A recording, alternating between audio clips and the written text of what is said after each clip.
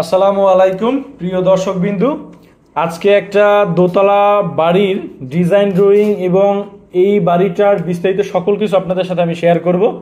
আমি ইঞ্জিনিয়ার ফাহাদ আছি আপনাদের মাঝে।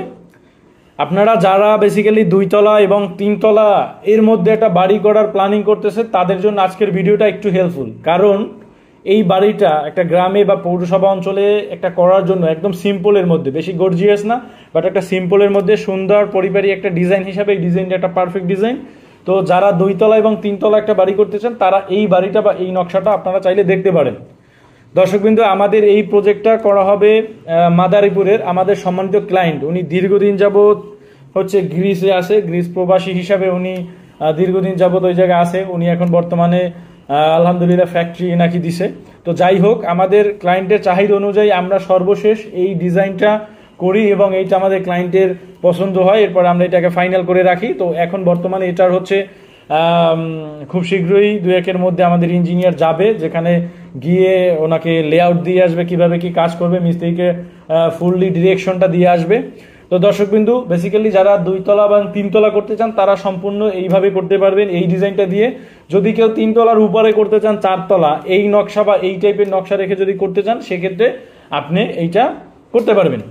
শুধু একটু রিডিজাইন করে দিব আমরা, বা আপনার সয়েল টেস্ট অনুযায়ী সয়েলটা মাটিটা পরীক্ষা করে এবার ফাউন্ডেশন এর স্ট্রাকচারাল ডিজাইনগুলো একটু অ্যানালাইসিস করে ক্যালকুলেশন করে এরপর আমরা রিডিজাইন করে আপনাকে দিব। বাট এটার নকশা মানে এটার 3D ভিউ, বিল্ডিং এর লুকিং ইজ লাইক সেম থাকবে। যদি এরকমের কেউ চান তাহলে তারাও নক করতে পারেন। তো এবার আমরা দেখবো এটার ফ্লোর প্ল্যান। দর্শকবৃন্দ, আমরা নিচের ফ্লোরটা একটু ভিন্নভাবে আসে, সো ওই ফ্লোরটা আমরা আপাতত দেখবো না, মানে ওই ফ্লোরটা আমি দেখাতে চাচ্ছি না। কিছু প্রাইভেসি ইস্যুর কারণে আসলে এই জিনিসটা আমি প্রকাশ করতে চাচ্ছি না, যেহেতু ক্লায়েন্ট বলছে যে আপনি যেহেতু ভিডিও দেন ওই জিনিসটা প্রকাশ না করাই ভালো হবে, বা ওই জিনিসটা আসলে শো করা না করা বেটার হবে। তো দর্শকবৃন্দ, আমরা যদি একটু দেখি, সিঁড়ি থেকে ওঠার পরেই হচ্ছে একটা ড্রয়িং স্পেস থাকবে এই মিডল পোর্শনে, এবং ফ্রন্টের দিকে যদি আসি, দুই পাশে দুইটা বেডরুম থাকবে। এই কর্নারে হচ্ছে একটা মাস্টার বেডরুম, যেটার সাথে একটা বড় কিন্তু টয়লেট, যেখানে দুইটা প্যান, একটা কমোড, একটা লো কমোড মানে প্যান বসানো হয়েছে, টয়লেট, এবং এটার সাথে একটা সামনে বড় বারান্দা, যেগুলো আমরা 3D ভিউতে দেখলাম। এবং দুই বেডরুমের মাঝখানে একটা প্রেয়ার রুম রাখা হয়েছে, কারণ দেখা যায় যে মুরব্বীরা থাকে বাসার ভিতরে, বা নামাজ পড়ার জন্য একটা আলাদা যদি জায়গা থাকে, সেক্ষেত্রে কিন্তু একটু সুন্দর লাগে, পরিপাটি একটা পরিবেশ আসে। তো দর্শক, কিন্তু এই পাশে আরও হচ্ছে একটা বেডরুম রাখা হয়েছে, যেটার সাথে একটা ফ্রন্টের দিকে বারান্দা রাখা হয়েছে। এরপরে ড্রয়িং রুম গেল।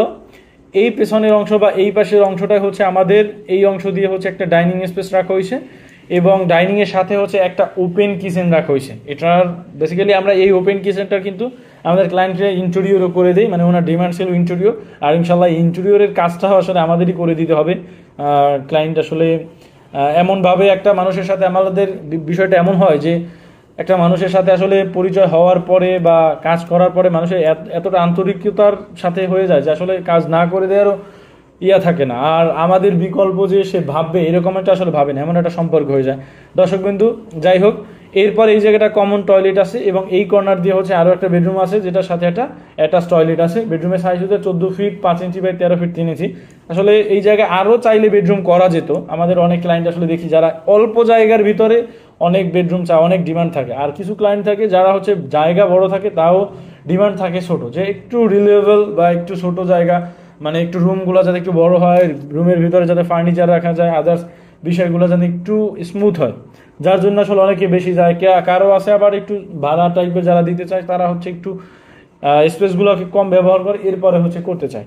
তো দর্শকবিন্দু, আপনারা যেরকমই চান ওইভাবে আমরা মডিফাই করে আপনাকে আপনার মতন করে কাস্টমাইজ করে আপনার ডিজাইনটাকে সাজিয়ে দিব। দর্শকবিন্দু, আজকে আমার এই ভিডিওটা এই পর্যন্তই। সবাই সুস্থ থাকবেন, ভালো থাকবেন, মানিক ইঞ্জিনিয়ারের সাথেই থাকবে। আমরা প্রতিনিয়ত আমাদের যত প্রজেক্টগুলো আমরা করব এখন থেকে, প্রত্যেকটা প্রজেক্টের ভিডিও, আমরা প্রত্যেকটা প্রজেক্ট কিভাবে হবে এর সকল কিছু আপনাদের সাথে শেয়ার করব। আর একটা বিষয় ছোট্ট করে আমি বলি, আমাদের এই প্রজেক্টটা কমপ্লিট করার জন্য প্রায় 40 লক্ষ থেকে 42 লক্ষ টাকা প্রয়োজন হবে।